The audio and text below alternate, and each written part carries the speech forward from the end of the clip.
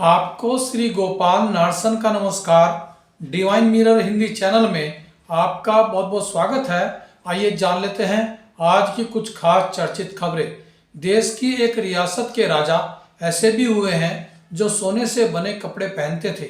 बड़ौदा के राजा को सोने के तारों से बने कपड़े पहनने का शौक था, जिसके लिए जो कारीगर उनके कपड़े तैयार करता था उसके नाखून कई सेंटीमीटर लंबाई तक बढ़वा दिए जाते थे और फिर उन नाखूनों में कंघियों जैसे दांत काटकर उन्हीं नाखूनों नुमा कंघियों से सोने के तार का ताना बाना कपड़े के रूप में बुनते थे, जिससे राजा की पोशाक तैयार होती थी।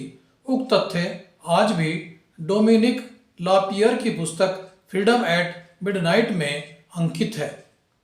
आंध्र प्रदेश के महबूबनगर जिले के एक गांव में जन्मे जुल्लूपल्ली रामेश्वर राव को कभी उनके पिता गरीबी के कारण एक साइकिल तक नहीं खरीदवा सके थे, लेकिन होम्योपैथिक की पढ़ाई करते हुए एक प्लाट में 50,000 रुपये निवेश करने से उनकी किस्मत ही बदल गई।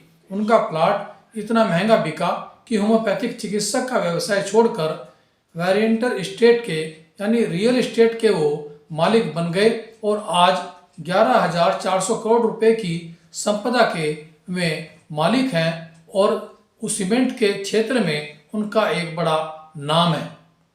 केंद्रीय मंत्री स्मृति ईरानी ने कांग्रेस के पूर्व अध्यक्ष राहुल गांधी को अमेठी से लोकसभा चुनाव लड़ने की चुनौती दी है। उन्होंने आज कहा कि राहुल गांधी ने 2019 में अमेठी को छोड़ दिया था और अब अमेठी ने उन्हें छोड़ दिया है। उन्होंने यह बयान ऐसे समय दिया है जब राहुल गांधी की भारत जोड़ो न्याय यात्रा उत्तर प्रदेश में चल रही है। उत्तर प्रदेश लोकसभा चुनाव के लिए गठबंधन हेतु समाजवादी पार्टी प्रमुख अखिलेश यादव ने कांग्रेस को 17 सीटों का ऑफर दिया है और कहा है कि यदि कांग्रेस यह ऑफर स्वीकार करती है तभी वे भारत जोड़ो न्याय यात्रा में शामिल होंगे। हरियाणा व पंजाब में किसानों का आंदोलन लगातार गति पकड़ता जा रहा है।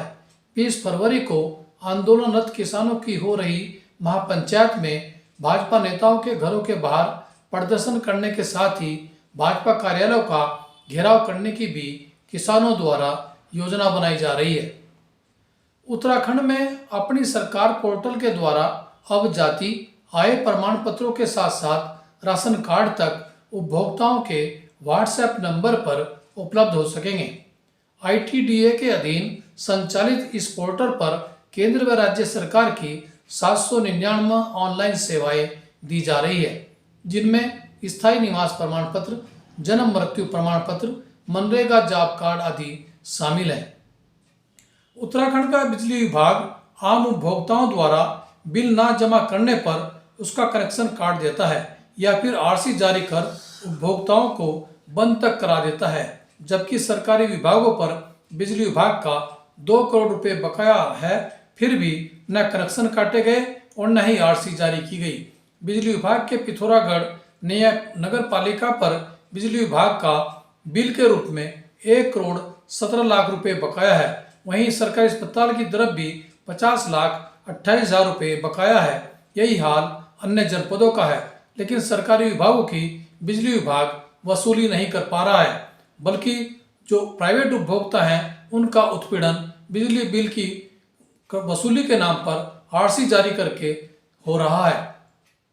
राजयोगिनी दादी जानकी कहती थी कि परमात्मा के समान गुण धारण करने के लिए परमात्मा की समीपता का एहसास करना जरूरी है।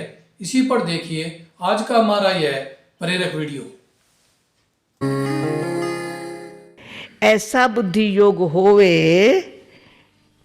तो बाबा सदा हमको सामने देखे, सदा सामने देखे और हम समीप ऐसे साथ रहे तो समान बनने की शक्ति मिलेगी।